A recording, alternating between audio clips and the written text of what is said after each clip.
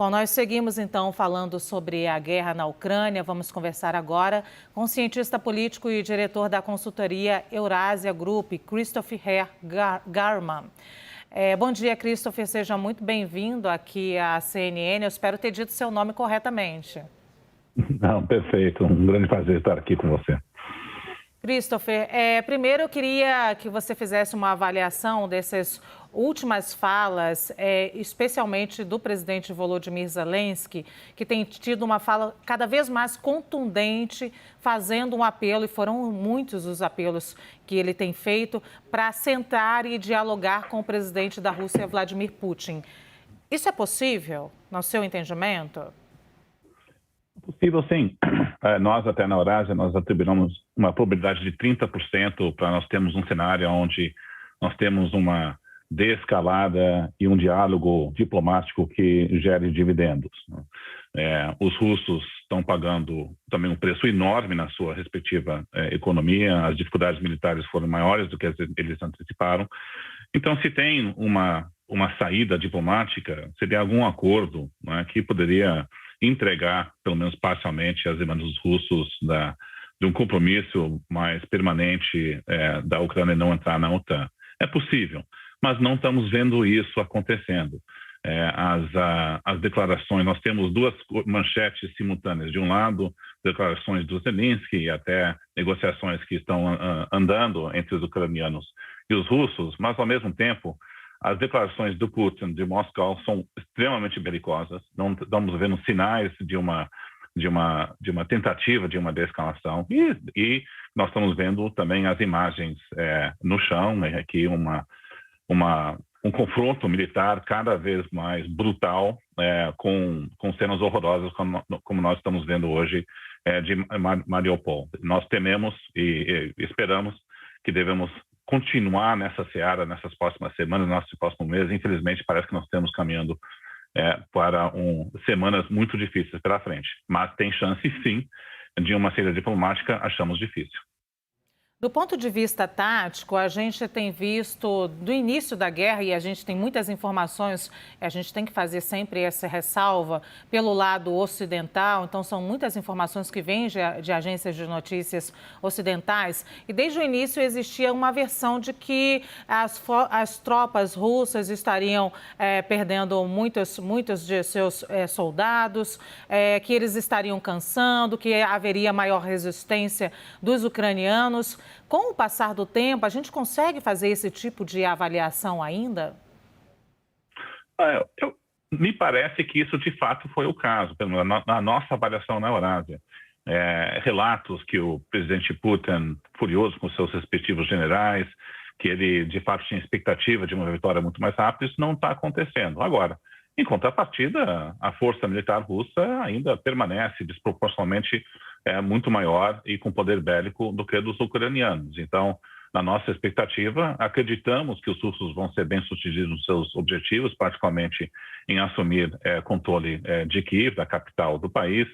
Não acreditamos que eles vão ser bem-sucedidos em assumir o controle do território ucraniano por inteiro. Então, provavelmente vamos ter uma parte oeste do país que deve ser independente do controle russo, mas de fato, vários sinais de que, de fato, eles foram surpreendidos e o êxito militar deles não foi o que o Putin esperava. Agora, é claro, você também reorganiza suas forças, muda as táticas, e eles têm condições, sim, de atingir seus objetivos. Mas a pergunta talvez não é menos se eles vão conseguir, mesmo que exista essa pergunta, mas qual vai ser o dano para os civis para poder atingir esses objetivos. Talvez o maior drama disso tudo é que as dificuldades militares leva a um uso de força proporcional muito mais duro e brutal contra a população civil.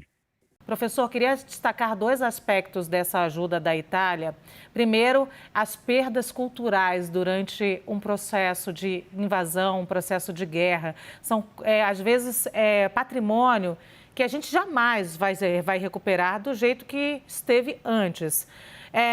Segundo, queria falar também sobre essa ajuda da Itália em si, no momento em que a gente ainda tem a invasão. É uma perspectiva de esperança, pelo menos, de que a gente tenha um fim de conflito já agora para os próximos dias? Olha, eu acho que o que nós estamos vendo nesse gesto da Itália e também o fato que essas cenas que nós estamos vendo gera um impacto muito grande no continente europeu, no oeste da Europa. A opinião pública fortemente defendendo medidas mais duras contra a Rússia de um lado, apoio econômico para a Ucrânia do outro. O que a gente espera é que esses refugiados saindo da Ucrânia, que deve chegar a quase 6 milhões de refugiados, talvez mais do que isso, devem ser recebidos de braços abertos pelos países da Europa e também devemos esperar um apoio econômico expressivo para a reconstrução, se de fato nós temos uma Ucrânia que não é dominada pela Rússia, que é a nossa expectativa aqui na Eurásia. Mas em termos de sinais de uma saída diplomática, achamos difícil, possível sim, claramente possível, mas ainda não estamos apostando nisso, e nós temos todas as cenas horrorosas que devemos enxergar com a guerra pela tomada da capital de Kiev. Então nós estamos vendo hoje Mariupol, mas as próximas semanas nosso temor e expectativa é que vão ser muito sangrentos, e aos poucos vamos reconhecendo o tamanho do dano para civis e que temos algumas cenas agora, conseguimos enxergar, mas a amplitude do que ocorreu só vamos conhecer nessas próximas semanas, nesse próximo mês. Professor, eu queria aproveitar, tirar uma dúvida ainda sobre Mariupol. Ou sobre a guerra de versões entre Ucrânia e Rússia, porque Mariupol é a cidade que a gente tem acompanhado e denunciado aqui com o maior ataque russo e maiores violações de direitos humanos. A gente tem agora relatos de corpos pelas ruas, a gente tem esse teatro agora que a gente está falando sobre a ajuda da Itália para a reconstrução desse teatro. Mariupol é isso, está sob escombros. As pessoas estão há dias sem energia elétrica, sem poder ter aquecimento, sem água, sem comida e sem poder sair. As pessoas estavam saindo e sendo atacadas. Do lado da Rússia, existe a versão de que em Mariupol existe a maior concentração de combatentes dessas forças ultranacionalistas Azov, que eles seriam ligados, sim, a ideologias nazistas. Queria que o senhor nos explicasse um pouquinho essa guerra de versões e o que o senhor pensa disso. Olha, nós estamos vendo exatamente isso que você colocou, Luciana. Nós temos os russos com uma narrativa muito forte para poder justificar essa guerra, essa invasão. Tudo indica que, de fato, com o controle da mídia e também um controle tremendo do lado social, Putin está sendo razoavelmente bem sucedido de poder levantar os sentimentos de nacionalismo dentro da Rússia. Então, não vemos o povo russo virando contra o presidente nesse curto prazo, até por esse controle que ele tem do lado da mídia, mas em termos de controle da narrativa fora da Rússia é mínimo, né, do lado russo. Então, acho que as cenas falam por si só. Todos os canais de mídia no oeste seguem toda essa destruição e devastação do lado dos danos contra os civis. O Putin, de fato, tem adotado essa retórica da justificativa do lado da Ucrânia, mas não tem muito evidência que, de fato, a Ucrânia está repleto de forças nazistas, muito pelo contrário, só olhando o perfil do presidente Zelensky já fala por si só. Mas essa guerra já está perdida para a Rússia em termos da narrativa, né? Agora é só uma questão do custo que o país vai pagar em termos de isolamento internacional e repercussões econômicas muito graves para o país. Professor, nossa analista de economia, Priscila Yazbek, vai participar aqui da nossa conversa. Vai, Priscila. Obrigada, Luciana. Christopher, queria aproveitar também a expertise que vocês têm aí na área de economia. A Eurásia sempre faz projeções muito assertivas, né, nesse campo. E eu queria entender como que vocês estão enxergando a guerra na Ucrânia do ponto de vista econômico, né, da conjuntura econômica global. O que a gente pode esperar de desfecho dessa guerra e como que as forças, as grandes potências, podem acabar nesse desfecho mudando um pouco, se vocês estão vendo que isso pode acontecer. E aí eu queria falar especialmente sobre China, né? Porque a China está adotando essa postura de neutralidade pró-Rússia, mas ao mesmo tempo já tem algumas análises, até a The Economist ontem soltou uma análise dizendo que talvez haja uma fragilidade nesse apoio, nesse laço que os russos têm com os chineses, tanto porque para os chineses o mercado russo é muito pequeno para eles e eles têm uma parceria importante com Europa e Estados Unidos, quanto porque para os russos também o vender gás para a China não supre toda a necessidade que eles têm de venda, porque o mercado europeu é muito maior do que o mercado chinês nesse sentido. Então, queria entender qual que é a tua análise aí sobre esse quadro, essa conjuntura. Perfeito e muito importante que você colocou o papel da China nessa crise, que acreditamos que de fato é muito importante. Então, vamos lá. Nossa expectativa da Eurásia é de um conflito militar prolongado, semanas e meses sangrentos pela frente, pressão da opinião pública na Europa crescendo em termos das cenas que devem ser transmitidas na televisão. Acreditamos que eles não vão ocupar o território por inteiro, mas isso também significa que nesse conflito militar mais prolongado, as sanções que foram colocadas na mesa não vão ser retiradas tão cedo. Nossa expectativa é que elas fiquem de pé ao longo de 2022. Então, isso significa que mesmo produtos que não estão na lista de sanções russas vão ter dificuldades de escoamento, dado todas as dificuldades logísticas, porque as sanções pegam a rede de financiamento e também transporte de produtos russos fora do país. Então, se a gente fala sobre preço de commodities, é um viés de alta nessa expectativa, nós estamos do lado mais pessimista dessa ponta. É má notícia para o Brasil, que depende de importação fertilizante, deve ter uma retomada parcial, mas não plena da importação de fertilizantes da Rússia. Esperamos uma queda do PIB global na ordem de 0,7% a 1% do PIB, então uma queda razoável. A grande dúvida é o que vai acontecer com o preço internacional de petróleo, né? E aqui nós estamos vendo que os europeus estão bem reticentes de colocar restrições de importação de petróleo russo. É uma preocupação grande nossa, mas por hora não apostamos. Então, achamos que o preço de petróleo fica mais próximo de $100 por barril. Então, isso do lado, nossa análise de hoje da repercussão global. Agora, a China é um grande variável, porque, isso há uma maneira que as repercussões globais podem piorar. A Casa Branca deu um sinal de alerta muito forte para o presidente Xi Jinping de que qualquer apoio militar e econômico vai ser mal visto pela Casa Branca e pode sofrer sanções também, retaliações americanas para a China. Então, se nós entramos em um conflito comercial, porque a Casa Branca reage a um apoio, entre aspas, indevido para a Rússia nessa crise, aí o tamanho dessa crise em proporções econômicas cresce. Não acreditamos que isso vai acontecer, né? O presidente Xi Jinping e o presidente Biden tiveram um encontro nessa semana virtual e não acreditamos, por todas as razões que você colocou, que o Xi Jinping vai querer atravessar essa linha vermelha da Casa Branca. Mas é um risco importante para a gente seguir, sim.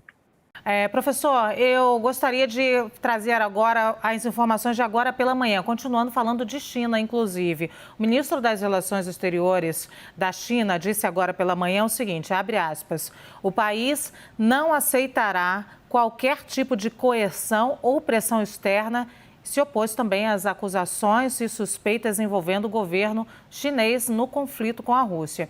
Eu destaco essa fala aqui do ministro das Relações Exteriores porque ela vem exatamente poucos dias após a ligação do presidente Joe Biden para o Xi Jinping, pressionando, segundo a gente acha, a uma posição da China para que saia da neutralidade e pressione a Rússia para o fim do conflito.